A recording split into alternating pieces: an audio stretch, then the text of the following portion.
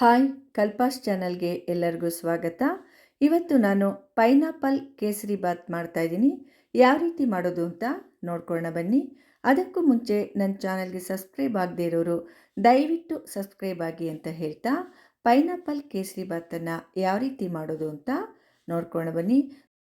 ನಾನು ಮೊದಲಿಗೆ ಒಂದು ಪೈನಾಪಲ್ ತೊಗೊಂಡಿದ್ದೀನಿ. ಇದನ್ನೆಲ್ಲ ಕ್ಲೀನಾಗಿ ಮೇಲ್ಗಡೆದೆಲ್ಲ ತೆಗೆದುಬಿಟ್ಟು ಕ್ಲೀನಾಗಿ ಕಟ್ ಮಾಡಿ ಇಟ್ಕೊಂಡಿದ್ದೀನಿ. ನೋಡಿ, ಸಣ್ಣ ಹೋಳಾಗಿ ಎಲ್ಲದನ್ನು ಕಟ್ ಮಾಡಿ ಇಟ್ಕೊಂಡಿದ್ದೀನಿ. ಬೆಂಗಳೂರು ರವೆ ತೊಗೊಂಡಿದ್ದೀನಿ. ತೀರಾ ಚಿರೋಟಿ ರವೆ ಬೇಡ. ಈ ರೀತಿ ಉಪ್ಪಿಟ್ಟು ಮಾಡ್ತೀವಲ್ವ ಬೆಂಗಳೂರು ರವೆ, ಅದರಲ್ಲೇ ಮಾಡಿ ತುಂಬಾ ಚೆನ್ನಾಗಿರುತ್ತೆ. 1 ಕಪ್ಪಿನಷ್ಟು ನಾನು ರವೆ ತೊಗೊಂಡಿದ್ದೀನಿ. ತುಪ್ಪ ಅರ್ಧಕ್ಕಿಂತ ಸ್ವಲ್ಪ ಜಾಸ್ತಿ ಇದೆ, ಅದೇ ಬಟ್ಲಲ್ಲಿ ಅರ್ಧ ಬಟ್ಲಿನಷ್ಟು ತುಪ್ಪ ತೊಗೊಂಡಿದ್ದೀನಿ. ತುಪ್ಪ ಇಲ್ದಿದ್ರೆ ಎಣ್ಣೆ ಕೂಡ ತೊಗೋಬೋದು, ಎರಡನ್ನೂ ಅರ್ಧರ್ಧ ಕೂಡ ನೀವು ತೊಗೋಬೋದು. ಸಕ್ಕರೆ ನೋಡಿ, ರವೆ ಎಷ್ಟು ತೊಗೊಂಡಿದ್ದೀನೋ ಅಷ್ಟೇ ತೊಗೊಂಡಿದ್ದೀನಿ ಸಕ್ಕರೆ ಒಂದು ಬಟ್ಲಲ್ಲಿ. ಇನ್ನೊಂದು ಬಟ್ಲಲ್ಲಿ 5 ಟೇಬಲ್ ಸ್ಪೂನ್ನಷ್ಟು ಜಾಸ್ತಿ ಇಟ್ಕೊಂಡಿದ್ದೀನಿ, ಇಷ್ಟು ಬೇಕಾಗತ್ತೆ ಸಕ್ಕರೆ. ಏಲಕ್ಕಿ ಪುಡಿ ಸ್ವಲ್ಪ, ಫುಡ್ ಕಲರ್ ನಾನು ಒಂದು 1/4 ಸ್ಪೂನ್ನಷ್ಟು ತೊಗೊಂಡಿದ್ದೀನಿ. ದ್ರಾಕ್ಷಿ ಗೋಡಂಬಿ ತೊಗೊಂಡಿದ್ದೀನಿ ಸ್ವಲ್ಪ. ಇವಾಗ ಮೊದಲಿಗೆ ನಾನು ಒಂದು ಪಾತ್ರೆಗೆ ಪೈನಾಪಲ್, ಒಂದು ಬಟ್ಲು ಕರೆಕ್ಟಾಗಿ ಪೈನಾಪಲ್ ಕಟ್ ಮಾಡಿರೋದು ತೊಗೊಂಡಿರೋದು. ನಾನು ರವೆ ಎಷ್ಟು ತೊಗೊಂಡಿದ್ನೋ ಅಷ್ಟೇ, ಅದನ್ನೆಲ್ಲ ಒಂದು ಪಾತ್ರೆಗೆ ಹಾಕಿ, ನಾನು ಯಾವ ಕಪ್ಪಲ್ಲಿ ರವೆ ತೊಗೊಂಡಿದ್ನೋ ಅದೇ ಕಪ್ನಲ್ಲಿ 2.5 ಕಪ್ಪಿನಷ್ಟು ನೀರನ್ನು ಹಾಕಿದ್ದೀನಿ. ಹಾಕಿಬಿಟ್ಟು ಇದನ್ನು ಸ್ವಲ್ಪ ಬೇಯೋದಕ್ಕೆ ಬಿಟ್ಬಿಡೋಣ. ಇವಾಗ ಚೆನ್ನಾಗಿ ಕುದಿ ಬಂದು ಒಂದು 2 ನಿಮಿಷದ ಕಾಲ ಬೆಂದರೆ ಸಾಕಾಗತ್ತೆ. ನೀರಿನಲ್ಲಿ ಅದರ ಫ್ಲೇವರ್ ಎಲ್ಲ ಬಿಟ್ಕೊಳ್ಳುತ್ತೆ. ಇವಾಗ ಅಲ್ಲಿ ತನಕ ನಾವು ಒಂದು ಬಾಣಲೆ ಇಟ್ಕೊಂಡಿದ್ದೀನಿ ನೋಡಿ, ಅದಕ್ಕೆ ರವೆ ಹಾಕ್ಕೊಳ್ತಾ ಇದ್ದೀನಿ. 1 ಕಪ್ ರವೆ ತೊಗೊಂಡಿದ್ನಲ್ಲ ಅದನ್ನು ಹಾಕ್ಕೊಳ್ತಾ ಇದ್ದೀನಿ. ಹಾಗೂ ದ್ರಾಕ್ಷಿ ಗೋಡಂಬಿ ಕೂಡ ಇವಾಗಲೇ ಹಾಕ್ಕೊಳ್ತಾ ಇದ್ದೀನಿ ನಾನು. ಸ್ವಲ್ಪ ಹೀಗೆ ಎಲ್ಲ ಹುರ್ಕೋಬೇಕು. ಇವಾಗ ಮೀಡಿಯಮ್ ಫ್ಲೇಮೇ ಇರಲಿ, ಯಾವುದು ಹೈ ಫ್ಲೇಮಲ್ಲಿ ಬೇಡ. ಸ್ವಲ್ಪ ಹುರ್ಕೊಂಡಾದಮೇಲೆ ನಾನು ತುಪ್ಪ ಹಾಕ್ಕೊಳ್ತಾ ಇದ್ದೀನಿ. ತುಪ್ಪ ತೊಗೊಂಡಿದ್ನಲ್ಲ ಅದರಲ್ಲಿ ಅರ್ಧದಷ್ಟು ತುಪ್ಪನ ಹಾಕ್ಕೊಳ್ತಾ ಇದ್ದೀನಿ. ನೋಡೋಣ ಇವಾಗ ಎಷ್ಟಾಗುತ್ತೆ ಅಂತ. ಇನ್ನೂ ಬೇಕಾದರೆ ಇನ್ನೂ ಸ್ವಲ್ಪ ಹಾಕ್ಕೋಬೇಕು. ಮೊದಲೇ ಹೇಳಿದ್ದೀನಿ, ತುಪ್ಪದ ಬದಲು ಎಣ್ಣೆಲಿ ಕೂಡ ನೀವು ಈ ಕೇಸರಿ ಬಾತನ್ನು ಮಾಡ್ಕೋಬೋದು. ತುಪ್ಪ ಇನ್ನೂ ಒಂದು ಸ್ವಲ್ಪ ಬೇಕಾಗತ್ತೆ ನೋಡಿ. ಇವಾಗ ಮತ್ತೆ ಹಾಕಿದ್ದೀನಿ. ಇವಾಗ ಕ್ಲೀನಾಗೆಲ್ಲ ಫ್ರೈ ಮಾಡ್ಕೋಬೇಕು. ಎಲ್ಲಿಯ ತನಕ ಫ್ರೈ ಮಾಡಬೇಕು ಅಂದರೆ ದ್ರಾಕ್ಷಿ ದಪ್ಪಗಾಗಬೇಕು, ಅಲ್ಲಿಯ ತನಕ ನಾವು ಕ್ಲೀನಾಗಿ ಫ್ರೈ ಮಾಡ್ಕೋಬೇಕಾಗತ್ತೆ. ಆವಾಗ ರವೆ ಕೂಡ ಕರೆಕ್ಟಾಗಿ ಫ್ರೈ ಆಗಿರುತ್ತೆ. ದ್ರಾಕ್ಷಿ ದಪ್ಪಗಾಗುತ್ತಲ್ವ, ಆವಾಗ ರವೆ ಕೂಡ ಕರೆಕ್ಟಾಗಿ ಫ್ರೈ ಆಗಿರುತ್ತೆ. ರವೆ ಎಲ್ಲ ಸ್ವಲ್ಪ ಉಬ್ಬಿರುತ್ತೆ ಹಾಗೂ ಕಲ್ಲರ್ ಕೂಡ ಸ್ವಲ್ಪ ಚೇಂಜ್ ಆಗಿರುತ್ತೆ. ಅಲ್ಲಿಯ ತನಕ ನಾವು ಕ್ಲೀನಾಗಿ ರವೆನ ಹುರ್ಕೊಳ್ಳೇಬೇಕು. ನೋಡಿ, ಹುರಿತಾ ಇದ್ದೀನಿ ನಾನು, ಯಾವ ರೀತಿ ಕಲ್ಲರ್ ಚೇಂಜ್ ಆಗ್ತಾ ಇದೆ ನೋಡಿ. ಹೀಗೆ ತುಪ್ಪದಲ್ಲಿ ಹುರಿದ್ಬಿಟ್ಟು ನಾವು ಕೇಸರಿ ಬಾತ್ ಮಾಡ್ತೀವಲ್ವ, ತುಂಬ ಟೇಸ್ಟಿಯಾಗಿರುತ್ತೆ. ಇದು ತುಂಬಾ ಟೇಸ್ಟಿಯಾಗಿರುತ್ತೆ. ಮದುವೆ ಮನೆಗಳಲ್ಲೆಲ್ಲ ಮಾಡ್ತಾರಲ್ವ, ಆ ರೀತಿ ಇರುತ್ತೆ, ತುಂಬ ಟೇಸ್ಟಿಯಾಗಿರುತ್ತೆ.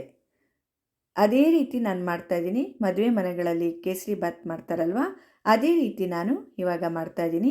ದ್ರಾಕ್ಷಿ ಎಲ್ಲ ನೋಡಿ ದಪ್ಪಗಾಯಿತು.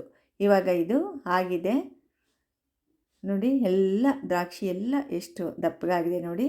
ಇವಾಗ ಇದು ಆಗಿದೆ ನೋಡಿ. ರವೆ ಕಲರ್ ಎಲ್ಲ ಎಷ್ಟು ಚೇಂಜ್ ಆಗಿದೆ ಹಾಗೂ ರವೆ ಕೂಡ ಸ್ವಲ್ಪ ಉಬ್ಬಿದೆ ನೋಡಿ. ಎಲ್ಲ ರವೆನೂ ಉಬ್ಬಿದಂತೆ ಆಗಿದೆ. ಇವಾಗ ನಾನು ಪೈನಾಪಲ್ ಬೇಯೋದಕ್ಕೆ ಇಟ್ಟಿದ್ನಲ್ವ ನೋಡಿ, ಎಲ್ಲ ಕುದೀತಾ ಇದೆ. ಎಷ್ಟು ಚೆನ್ನಾಗಿ ಕುದೀತಿದೆ ನೋಡಿ. ಹೀಗೆ ಕುದಿಬೇಕು 1-2 ನಿಮಿಷ.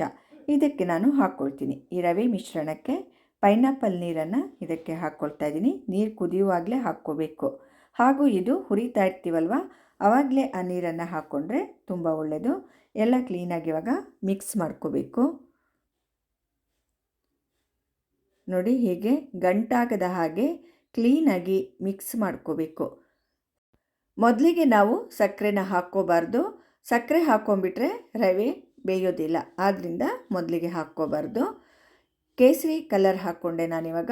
ಕೇಸರಿ ಕಲರ್ ಬದಲು ಕೇಸರಿ ದಳ ಕೂಡ ಹಾಕ್ಕೋಬೋದು ನೀವು. ಹಾಗೂ ಏಲಕ್ಕಿ ಪುಡಿ ಸ್ವಲ್ಪ ಹಾಕ್ಕೊಂಡಿದ್ದೀನಿ. ಹಾಕ್ಕೊಂಬಿಟ್ಟು ಎಲ್ಲ ಕ್ಲೀನಾಗಿ ಇವಾಗ ಮಿಕ್ಸ್ ಮಾಡ್ಕೋಬೇಕು. ನಾನಿನ್ನು ಇಲ್ಲಿ ಸಕ್ಕರೆನ ಹಾಕಿಲ್ಲ, ಕೊನೆಯಲ್ಲಿ ಹಾಕ್ಕೊಳ್ತೀನಿ ಸಕ್ಕರೆನ, ತೋರಿಸ್ತೀನಿ, ನೋಡ್ತಾ ಇರಿ.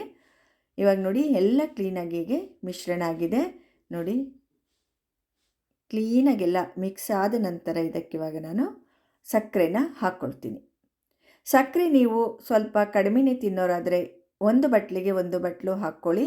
ಇಲ್ಲ ನಮಗೆ ಮದುವೆ ಮನೆಗಳಲ್ಲಿ ಇರೋ ಥರನೇ ಬೇಕು ಅಂದರೆ ಇನ್ನು 4-5 ಟೇಬಲ್ ಸ್ಪೂನ್ ಜಾಸ್ತಿ ಹಾಕ್ಕೊಳ್ಳಿ. ಒಟ್ಟು 1/4 ಕಪ್ಪು ಸಕ್ಕರೆ ಹಾಕ್ಕೊಂಡಿದ್ದೀನಿ. ಇವಾಗ ಹಾಕ್ಕೊಂಡು ಎಲ್ಲ ಕ್ಲೀನಾಗಿ ಮಿಕ್ಸ್ ಮಾಡ್ಕೋಬೇಕು. ಸಕ್ಕರೆ ನಿಧಾನವಾಗಿ ಇದರಲ್ಲಿ ಕರಗತ್ತೆ. ಮೀಡಿಯಮ್ ಫ್ಲೇಮಲ್ಲೇ ನಾನು ಮಾಡ್ತಾಯಿದ್ದೀನಿ ಇವಾಗ ಎಲ್ಲ. ನೋಡಿ ಸಕ್ಕರೆ ಹೇಗೆ ಕರಗಿ ಎಷ್ಟು ಚೆನ್ನಾಗಿ ಕಾಣುತ್ತೆ ನೋಡಿ. ಕೇಸರಿಬಾತ್ ಕರಗ್ತಾ ಇದೆ, ಇನ್ನೂ ಸಕ್ಕರೆ ಕರಗ್ತಾ ಇದೆ. ಕರಗಲಿ, ಕ್ಲೀನಾಗಿ ಕರಗಬೇಕು ಸಕ್ಕರೆ.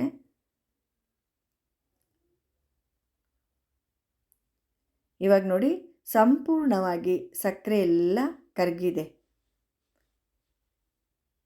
ನೋಡಿ, ಎಲ್ಲ ಕ್ಲೀನಾಗಿ ಕರಗಿದೆ ಇವಾಗ ಸಕ್ಕರೆ.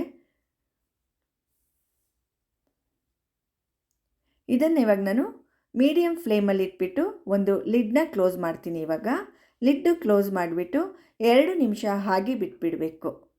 ಮಧ್ಯೆ ಯಾವಾಗಲಾದ್ರೂ ಬೇಕಾದ್ರೆ ಒಂದು ನಿಮಿಷ ಆದಮೇಲೆ ಒಂದು ಸ್ವಲ್ಪ ಕೈ ಆಡಿಸ್ಕೊಟ್ಬಿಟ್ಟು ಮತ್ತೆ 1 ನಿಮಿಷ ಸಿಮ್ಮಲ್ಲೇ ಬಿಡಬೇಕು. ಮಾತ್ರ ಜೋರು ಇರಬೇಡ. ನೋಡಿ ನಾನು 2 ನಿಮಿಷ ಬಿಟ್ಟಿದ್ದೆ. ಮೊದಲು ಒಂದು ಸಲ ಕೈ ಆಡಿಸ್ಕೊಡ್ತಿದ್ದೀನಿ 1 ನಿಮಿಷ ನಂತರ. ನೋಡಿ ಇವಾಗ ಕರೆಕ್ಟಾಗಿ ಆಗಿದೆ ಕೇಸರಿಬಾತು. ತಳೆ ಎಲ್ಲ ಹೇಗೆ ಬಿಟ್ಟಿದೆ ಅಂತ ನೋಡಿ. ಕೇಸರಿಬಾತು ಕರೆಕ್ಟಾಗಿ ಆಗಿದೆ. ಇವಾಗ ನಾನು ಸ್ಟವ್ನ ಆಫ್ ಮಾಡ್ಕೊಳ್ತಾ ಇದ್ದೀನಿ. ಕೇಸರಿಬಾತ್ ರೆಡಿ ಆಯಿತು. ಇವಾಗ ಸ್ಟವ್ನ ಆಫ್ ಮಾಡ್ಕೊಂಡ್ಬಿಡ್ಬೇಕು. ಇವಾಗ ನೋಡಿ ಹೇಗೆ ಎಷ್ಟು ಚೆನ್ನಾಗಿ ಬಂದಿದೆ ಗೊತ್ತಾ. ತುಪ್ಪ, ಸಕ್ಕರೆ, ರವೆ ಎಲ್ಲ ಹಾಕಿದ್ದೀವಲ್ವ. ಕೊನೆಯಲ್ಲಿ ನಾನು 1 ಸ್ಪೂನ್ ತುಪ್ಪ ಉಳಿಸ್ಕೊಂಡಿದ್ದೆ, 1-2 ಸ್ಪೂನ್, ಅದನ್ನು ಕೂಡ ಹಾಕಿ ಕೈ ಆಡಿಸ್ತೀನಿ. ಯಾಕೆ ಅಂದರೆ ಕೇಸರಿಬಾತ್ ತುಂಬ ಶೈನಿಂಗ್ ಇರುತ್ತೆ. ಕೊನೆಯಲ್ಲಿ 1 ಸ್ಪೂನ್ ತುಪ್ಪ ಹಾಕೋದ್ರಿಂದ. ತುಪ್ಪ ಇಲ್ಲ ಅಂದರೆ ಎಣ್ಣೆ ಕೂಡ ಹಾಕ್ಕೋಬೋದು ನೀವು. ಕೊನೆಯಲ್ಲಿ 1 ಸ್ಪೂನ್ ಎಣ್ಣೆ ಹಾಕಿದ್ರೂ ತುಂಬಾ ಚೆನ್ನಾಗಿರುತ್ತೆ. ಎಷ್ಟು ಟೆಕ್ಸ್ಚರ್ ಎಷ್ಟು ಚೆನ್ನಾಗಿದೆ ನೋಡಿ ಕೇಸರಿಬಾತಿಂದು. ಇವಾಗ ಇದನ್ನು ಒಂದು ಸೌಟಲ್ಲಿ ಈ ರೀತಿ ತೆಗೆದು ಒಂದು ಪ್ಲೇಟ್ಗೆ ಹಾಕ್ಕೊಳ್ತಾ ಇದ್ದೀನಿ ನಾನು. ನೋಡಿ ಎಷ್ಟು ಚೆನ್ನಾಗಿ ಬಂದಿದೆ ಅಂತ. ಸೌಟಿಗೆ ಅಂಟಬಾರ್ದು, ಆ ಮಧ್ಯದಲ್ಲೆಲ್ಲ ಅಂಟ್ಕೊಂಡು ಕೂರಬಾರ್ದು. ನಾವು ಪ್ಲೇಟಿಗೆ ಹಾಕಿದಾಗ ಆ ರೀತಿ ಬೀಳಬೇಕು ನೋಡಿ. ಈ ರೀತಿ ಕರೆಕ್ಟಾಗಿ ಆಗಿದೆ. ಕೇಸರಿಬಾತ್ ಹದ ಇದೇನೆ. ಬೇಕಾದ್ರೆ ಸ್ವಲ್ಪ ಎಣ್ಣೆ ಸ್ವಲ್ಪ ತುಪ್ಪ ಕೂಡ ಹಾಕ್ಕೊಂಡು ಕೆಲವರು ಮಾಡ್ತಾರೆ. ಆ ರೀತಿನೂ ಮಾಡ್ಕೋಬೋದು ನೀವು, ತುಪ್ಪ ಎಣ್ಣೆ ಇಷ್ಟ ಇಲ್ಲ ಅಂದವರು. ಆದರೆ ಇದು ನಾನು ಕರೆಕ್ಟಾದ ವಿಧಾನ ನಿಮಗೆ ತಿಳಿಸಿರೋದು. ಕೇಸರಿಬಾತ್ ಮಾಡುವ ವಿಧಾನನ ನಾನು ತಿಳಿಸಿದ್ದೀನಿ. ಸೂಪರ್ ಆಗಿದೆ ನೋಡಿ ಕೇಸರಿಬಾತ್. ಎಷ್ಟು ಚೆನ್ನಾಗಿದೆ ನೋಡಿ. ಬಾಯಲ್ಲಿಟ್ಟರೆ ಹಾಗೆ ಕರಗತ್ತೆ. ಆ ತುಪ್ಪ ಸ್ಮೆಲ್ಲು, ಆ ರವೆ ಹುರಿದಿದ್ದು, ಪೈನಾಪಲ್ ಹಾಕಿರೋದು ಎಲ್ಲ ಮನೆಯೆಲ್ಲ ಹರಡಿಬಿಡುತ್ತೆ. ಇದರ ಸುವಾಸನೆ ಅಷ್ಟು ಸುವಾಸನೆಯೇ ಚೆನ್ನಾಗಿರುತ್ತೆ. ಅಂದಮೇಲೆ ಇನ್ನು ಟೇಸ್ಟು ಎಷ್ಟು ಚೆನ್ನಾಗಿರಬೇಕು. ಪೈನಾಪಲ್ ಕೇಸರಿಬಾತ್ ನಿಜಕ್ಕೂ ತುಂಬಾ ಚೆನ್ನಾಗಿರುತ್ತೆ. ಇವಾಗ ಇದನ್ನು ಸರ್ವ್ ಮಾಡಿದ್ದೀನಿ ನೋಡಿ ನಾನು.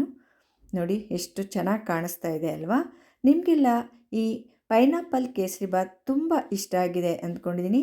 ನನ್ನ ಚಾನಲ್ಗೆ ಸಬ್ಸ್ಕ್ರೈಬ್ ಆಗೋದನ್ನು ಖಂಡಿತವಾಗಿ ಯಾರು ಮರಿಬೇಡಿ. ಲೈಕ್ ಮಾಡಿ, ಶೇರ್ ಮಾಡಿ ಹಾಗೂ ಕಮೆಂಟ್ಸ್ ಮೂಲಕ ತಿಳಿಸಿ ಅಂತ ಹೇಳ್ತಾ ಎಲ್ಲರಿಗೂ ನನ್ನ ಧನ್ಯವಾದಗಳು. ಮುಂದಿನ ರೆಸಿಪಿಯೊಂದಿಗೆ ಮತ್ತೆ ಬರ್ತೀನಿ. ನಮಸ್ಕಾರ.